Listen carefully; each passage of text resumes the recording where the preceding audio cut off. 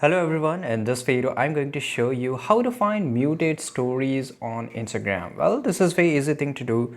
So first of all, you have to just go visit your Instagram account here in the bottom right side corner. You will find your profile icon. On the top right, just tap on the three horizontal lines and basically you have to scroll a little bit down, and here you can see that you have to find what you see. So you have to just scroll a little bit down, and here we have just arrived, and here you can see there's the option of muted account. So here all the account which you have muted will be shown here.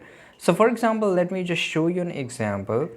That let me select any of the accounts. So this is the account which I want to mute. I will click on the three dots. I will click on here, right, mute. So to mute it, I just need to follow her, right? And now I will get this option to mute it, right? So here if I just click on restrict, right, and here in the following I will just click on mute. So I will just click on post and I will select everything. Now I have muted it. Right now I will just go to my profile icon on the top right. I will go to the same settings options here, what you see on the muted accounts, and here I will find this account here. Now I can just click on unmute and I can select any of the part which I want to unmute it. So this is how you can mute and unmute your stories on Instagram. I hope you found this video very useful. Subscribe.